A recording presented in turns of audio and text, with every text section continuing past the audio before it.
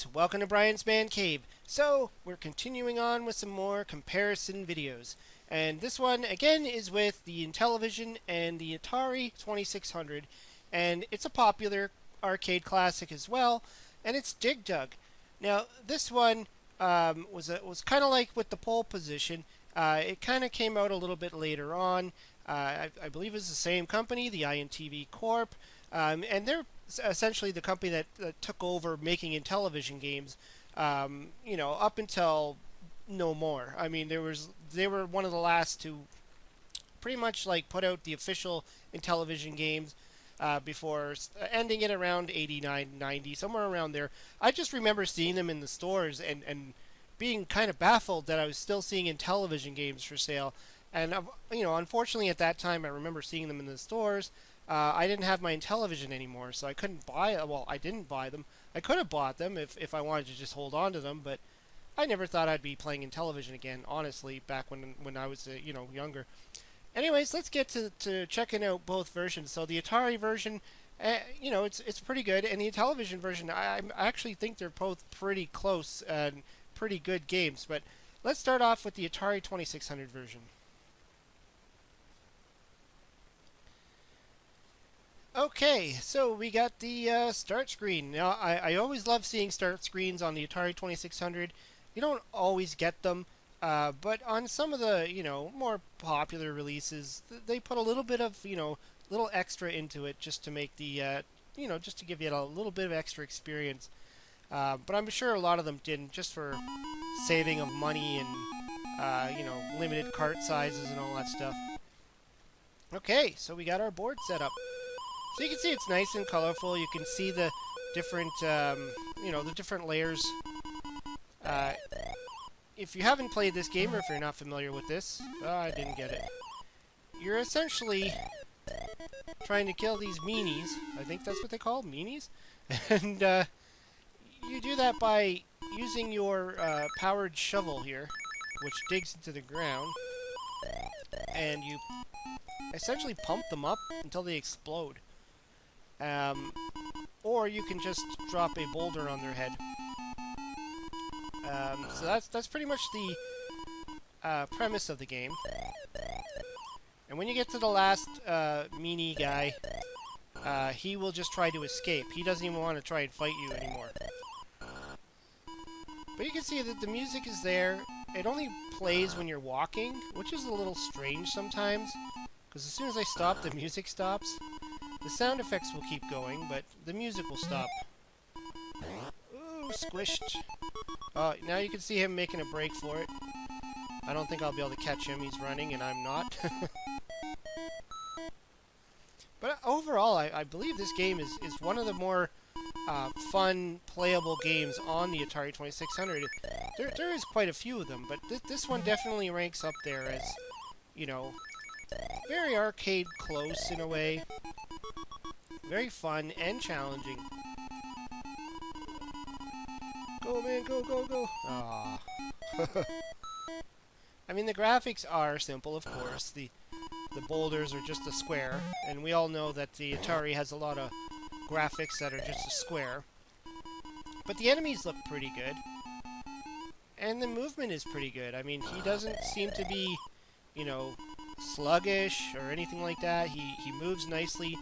There's no flickering, which is one of those common issues you kind of see on the Atari 2600 is games that have quite advanced graphics, especially back then, tend to have a lot of flickering just to try and make it work. This game doesn't have that problem. I mean, look how many enemies are on the screen, and nothing is like it's not flickering. It's a maybe it's like a slight flicker with some of them, but I mean, it's not like the whole game is going crazy on you. There we go. And it just keeps going pretty much like this. Oh, I knew I was dead there. And the boards just get a little bit more advanced as you progress. I'm being chased. I like that little touch too when he explodes. Okay. Ah! I just can't get them both at the same time, that's all. Woo! No! Ah, oh well. But yeah, I mean this is cool. This is it's a really good, well done game for the Atari 2600. Okay, now we got Dig Dug for the Intellivision. Yeah, see, the INTV Corporation. So you can see there the copyright is 1987, based on a game, obviously 1981 from Namco. But yeah, 87 is a late title for the Intellivision. A lot like I don't even think Mattel Electronics was even involved anymore, and it's when the INTV Corp took over. Obviously, today we have homebrews and stuff. People still make games for Intellivision, but you know, this was still good to see a game like this actually come out on the Intellivision. So let's get to going and playing the game.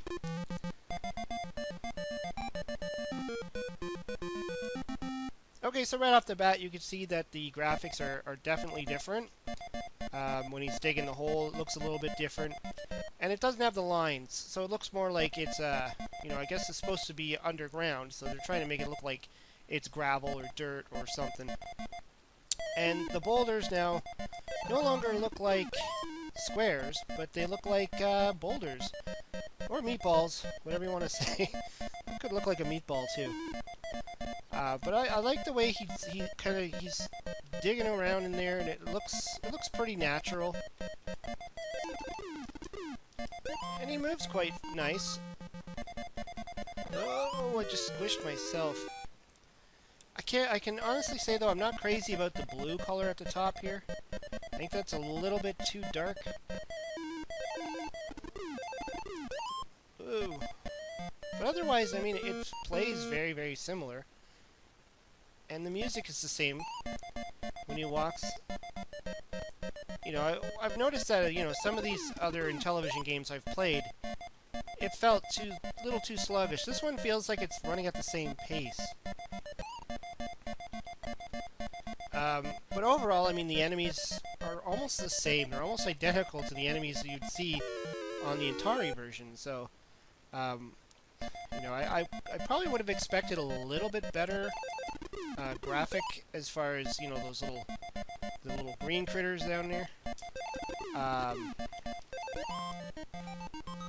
But overall, I mean, it's still pretty playable. It's pretty fun. You have your men instead of the little dots at the bottom to show your lives. Ooh. You have the number at the top there, so they changed a little bit of the layout, but I mean that's really no big deal. Oh, he got me. Game over. How many lives do I have? I don't think they give you as many lives though. The Atari one had 5 lives, so this one looks like it gives you 3.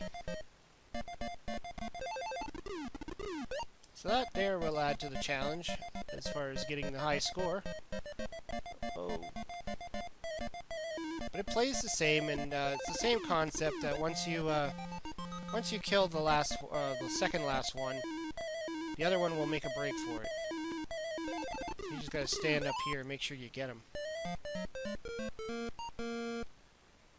You can see down there in the bottom left, that's where the extra helmet heads are. That's your lives. So I got 2 more lives. The music is, I don't know, it sounds a little bit different. It's probably just because it's a different, you know, different system, different kind of sound chip. But it doesn't seem as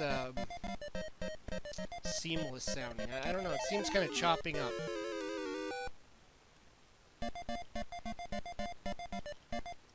It doesn't seem like it's like a nice flowing song. It just feels like it's, I don't know. Yeah. If you're trying to walk like this, it's gonna sound really terrible. Pop. Now, another thing that's interesting about this, and I learned this from the No Swear Gamer, is that there is a Easter egg on the on the cartridge version. I don't know if it'll work with the emulator. I tried to give it a shot, but I wasn't getting anywhere. It's a little bit hard to do, but you have to press a number of buttons on each controller and reset. I'll leave a link to the No Swear Gamers video. He just did a little quick video just to talk about the Easter egg, but it's really cool. If you own a copy of this and you're not familiar with that, go give it a shot. Check out his video. It essentially resets the game and it becomes a version of Tron, but it's with the characters from Burger Time. So it's got the hot dog guys from Burger Time. I think it's called Tron Deadly Dogs or something like that. But it's kind of neat that you kind of get this hidden extra Intellivision game within an Intellivision game. Quite different than a lot of other Easter eggs out there, where, you know, most of the time they'll just give you some kind of weird character on the screen or something like that.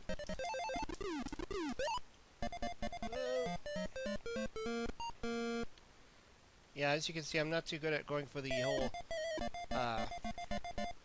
crushing with the meatball, the boulder. Ah! I always just tend to go right for the source. Ah, game over. Okay, so there we got it. I mean, both of them are actually pretty good. They're both playable. I mean, compared to the last video I did, where I did pole position, and I felt that the Intellivision one just completely fell short. But after I did that video, someone did point out to me a link on the Blue Sky Rangers website where they talk about that and how essentially a game like pole position was not really possible to do on the Intellivision. So whoever programmed that, you know, really took a big task at hand there. But anyways, yeah, this one, it works well. I mean, this is the perfect kind of game for the Intellivision, especially using a disc controller, where you get to kind of swerve to where you need to go.